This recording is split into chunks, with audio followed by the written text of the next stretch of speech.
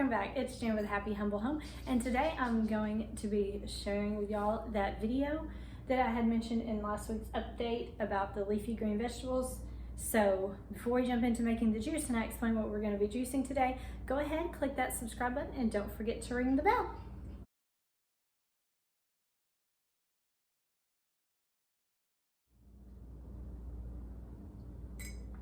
Okay, so as you can see, I've got everything prepped here. We have some kale, about 2 cups of kale, 2 apples. I did use the green Granny Smith apples. I believe last time I did this recipe, I think I used like Gala apples. So this one may be a little bit more tart. You're supposed to have a whole lemon, but all I have is half a lemon. And then I did 1 leaf of kale, and I'll show y'all here in a minute kind of more the sizes. Oh, and then also a cucumber. And I just chopped it up. It was one full cucumber, I think it's like 8 inches, something like that. And yeah, so let's get to juicing. Okay, there you go. So you can see a little bit better. So we have our kale, and this is about how much, I keep dropping kale, y'all. So I just kind of laid it flat and then just cut it up. The stalk pieces I do keep in there, and that's about how big I chop them up. I try not to chop them much more than that, just because they are a very woody type of stalk, for lack of a better term. So that's about how big, and I'll link this recipe in the description box below. This particular recipe, I think they call it Green Goodness on juices.com. Again, I'll link that in the description box below, so that way you can see. We're just gonna, I'll keep that. This lemon peels are really good to like clean cutting boards, especially wooden ones. So, so enough talking. Let's jump into making this. Green Goodness is what the name of the actual juice is. So let's start off with. Also, one thing whenever I do juices, when I have a lot of different, like kale is pretty dry, so I mean you don't get a lot of juice from it. So I always like to start off with something like the cucumber or the lemons or apples that kind of make it, I feel like it makes it a little easier to extract the juices from something dry if you kind of mix it and don't just put all the dry ingredients first. So let's start.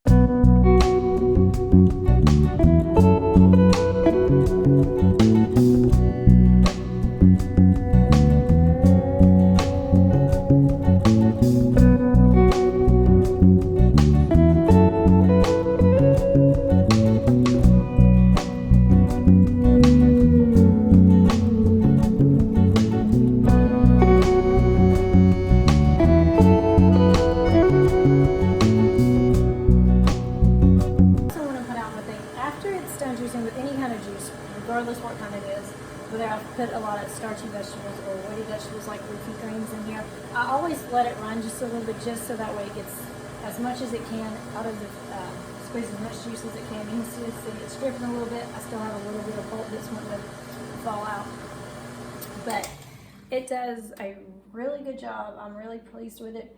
You can see here that, let's get this out. So you can see it does have a lot of foam on the top, but we're going to strain all of that. You can definitely see some pulp in here still, a little bit, not much, but that's why I always strain my juices anyways. So let's go ahead and get this poured. Okay, one thing I also do is I always try to remember and put my jars or whatever, especially glass jars, in the freezer before I'm coming in to get your grater. It's cold outside. Before I juice anything. This honestly hasn't probably been in the freezer for about a minute because I forgot about it. So let's go ahead and strain this, and regardless, like I can do just basic apple juice, and I always strain it just to be on the safe side, because I don't like a lot of stuff, any little pulp or little pieces that this filter didn't get as I'm making a mess. That's why I always do everything, because I'm always end up making some kind of mess here.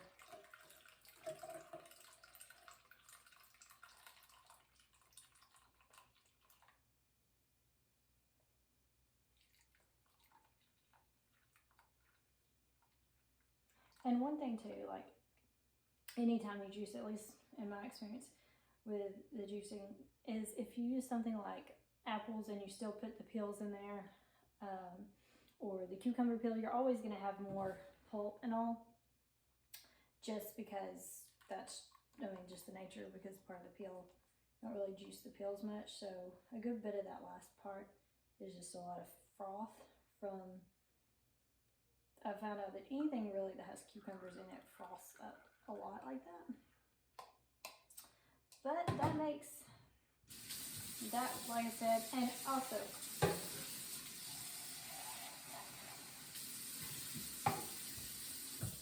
so we're just gonna let that drain. So that made up about 1 pint of actual juice. I can still sit here and let this drip a little bit, but at this point it's pretty much done.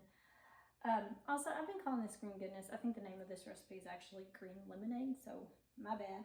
But again, I'll put the link in the description where I got this particular recipe, and they also have some really good recipes. I like that juice recipe website because you can also kind of keep track of your own recipes as well. Plus you can share them with other people that use the website, and it's a free website. But here is some delicious green lemonade, and it's ready to drink or put in your freezer, however you do it. Okay, so I do want to show y'all one more thing real quick, just so that way you can see exactly how much pulp and everything that this actually does get. And I mean, it's kind of hard to tell, but all that skin and pulp. So it does a really good job.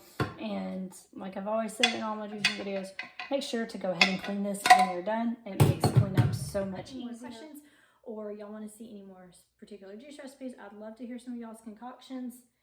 So yeah, y'all make sure, don't forget to like and subscribe, and I'll check back in with y'all later.